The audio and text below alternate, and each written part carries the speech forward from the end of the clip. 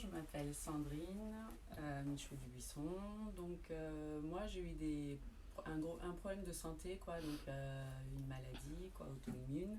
Ça arrivait donc en 2012 ou après on va dire un BTS quoi, décorateur merchandiser en espace commerciaux événementiel. Donc c'était déjà pour une reprise, un changement de cap, on va dire, professionnel. Là c'est déclaré donc une vessie neurologique, des problèmes cognitifs et tout. Et jusqu'en 2014, donc ça a été très difficile, car bon, j'étais en fin de droit de chômage, je me suis retrouvée en fin de droit de chômage.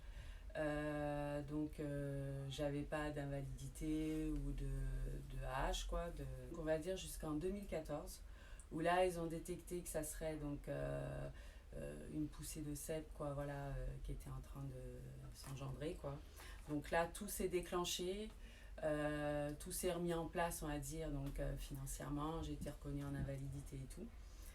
Et ça a été quand même depuis 2014 que je ne travaille plus, on va dire. Et donc ça a été dur quand même quand vous êtes quelqu'un d'hyperactif. Oui, plutôt à l'essence et maintenant donc qui est au diesel. Mais bon, c'est parce que j'ai encore des crises d'hyperactivité, hein, c'est pour ça. Et donc ça a été très dur, quoi, voilà. Et puis en 2017, j'ai été hospitalisée, quoi, voilà.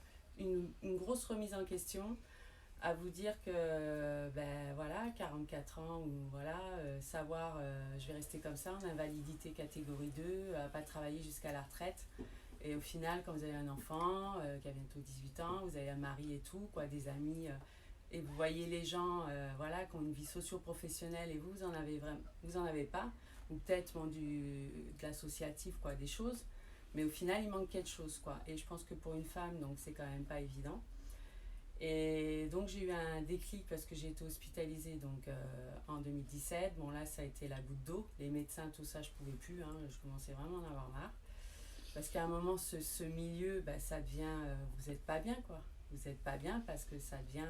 vous voyez que ça, quoi. Il n'y a que ça, la maladie, les examens médicaux, les médecins, vous voyez tellement de spécialistes de machin que voilà. Et à un moment, moi j'ai eu un déclic et donc des crises d'hyperactivité en sortant de l'hôpital. J'ai refait l'appartement.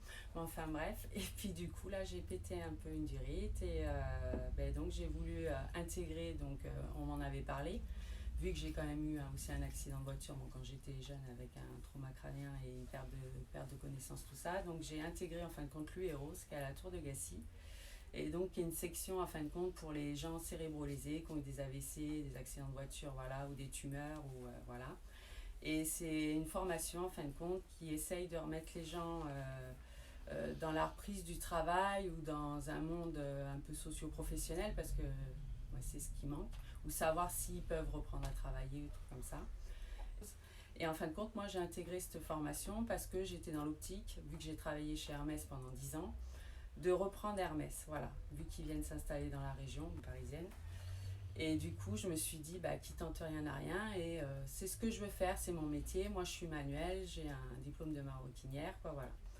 Et au final, avec le temps, avec la formation Eros, donc avec ces 6 mois, donc c'est au bout de 3 mois que je me suis rendu compte, vu mes problèmes avec ma vessie, tout ça, quoi, et la fatigue, les genoux, quoi, d'autres soucis. Et au final, je me suis dit, travailler dans une entreprise, c'est compliqué.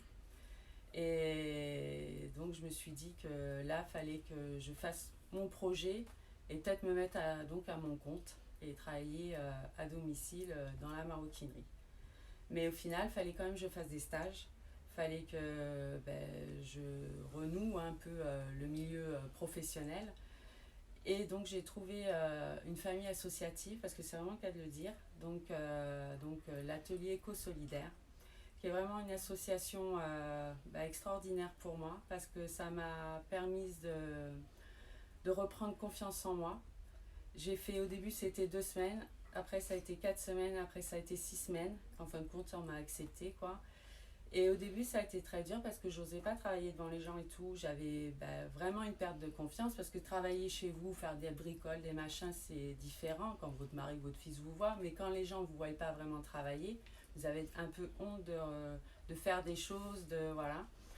Et au final, ça a été la cerise sur le gâteau. J'ai réussi grâce à l'équipe, quoi, parce que donc j'étais en tapisserie d'ameublement. J'en avais déjà fait, donc il y a des choses qui me sont revenues. Ça m'a, voilà. Et j'ai refait avec Wiza, la couturière, ou Laura, la tapissière et tout. Elles m'ont vraiment intégré tout ça. Et au final, j'ai réussi à faire des choses que, bah, au fond de moi, je me disais que j'étais capable, mais je doutais beaucoup de moi. Et donc j'ai eu des échos, des mots gentils, tout ça, que j'avais fait des choses correctes, que c'était propre, c'était voilà. Et au final, ça m'a fait vraiment plaisir parce que ben ouais, je me suis dit, je suis capable d'y arriver, je suis capable de me lancer dans mon projet malgré mes contraintes de santé. De toute façon, dans la vie, il faut se battre, il faut y aller, faut voilà. Et du coup, ben, pour rester le temps que le projet se fasse, parce que ça va pas se faire comme ça, hein, Rome c'est pas fait en un jour, et ben du coup ben, j'ai décidé de rester bénévole. Bien sûr, ben, on m'a accepté, voilà, de rester bénévole à l'atelier éco-solidaire. Et moi je suis vraiment fière et je suis vraiment contente. C'est vraiment un bonheur quoi, d'être ici et de partager tout ça parce que c'est vraiment une association qui aide, qu'il n'y a pas, en fin de compte, il n'y a pas de jugement, il n'y a pas, voilà. Et au final, même moi qui ai quand même des horaires parce que, bah, adaptés, hein, parce que bon, je peux pas faire un temps plein, un truc comme ça, que j'ai du mal à partir, voilà, avec mes crises un peu d'hyperactivité, de pas arriver à me canaliser sur la fatigue, etc. Bon, ben, je suis tellement bien qu'au final, je fais abstraction de mes problèmes de santé. J'ai l'impression d'être normale, d'être comme tout le monde. Et j'ai du mal à partir au final.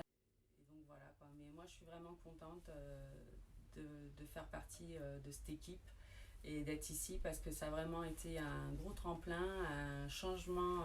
Ça m'a comme un petit papillon qui est en train d'éclore. Quoi, ça m'a vraiment fait un bien fou. Et au final, maintenant j'y crois de mon projet, je suis sûre de moi et voilà.